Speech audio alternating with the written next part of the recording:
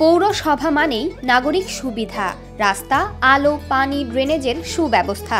প্রথম শ্রেণীর পৌরসভায় এসব নাগরিক সুবিধা থাকে আরও বেশি, কিন্তু জামালপুরের মাদারগঞ্জ পৌরসভার মধ্যেই রয়েছে এমন একটি এলাকা যেখানে এসবের কিছুই নেই, অথচ খাতা কলমে পৌরসভাটি প্রথম শ্রেণীর।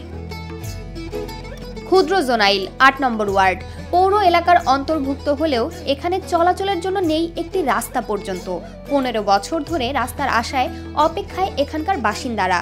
রাস্তার দুর্ভোগে অতি কষ্টে আছেন ওই এলাকার ২০টি পরিবারের মানুষ। আসলে বিষয়টা হলো আমাদের ২০-২৫টা ঘর এই পাশে আমরা আটকে আছি। শুধু সামান্য ২০-৩০ হাত জায়গার জন্য আমরা এই রাস্তা চলাফল বদ্ধ হয়ে আছে। এক সময় পাশের একটি ব্যক্তিগত জমির ওপর দিয়ে যাতায়াত করতেন তারা, সেটিই ছিল তাদের একমাত্র ভরসা। এখন সেই পথও বন্ধ। ভ্যান চালক ফজুল মিয়া প্রতিদিন ভ্যান চালিয়ে যা রোজগার করেন তা দিয়ে চলে তার অভাবের সংসার।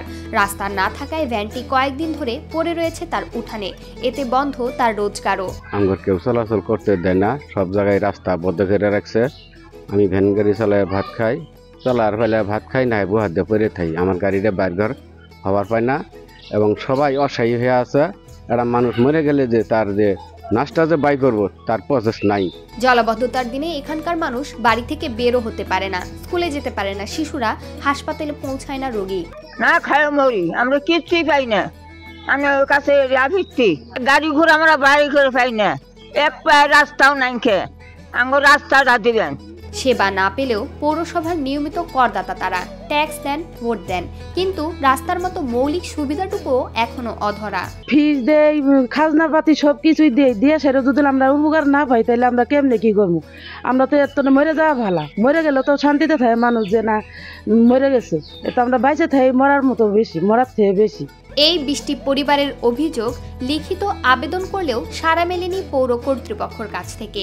তবে খোঁজ খবর নিয়ে স্থানীয়দের সহায়তায় দুর্ভোগ লাঘবে রাস্তাটি করার আশ্বাস দিয়েছেন মাদারগঞ্জ পৌর প্রশাসক। পৌরসভায় রাস্তা নির্মাণ করার জন্য সাধারণত আমরা সরকারি বরাদ্দের উপর নির্ভরশীল।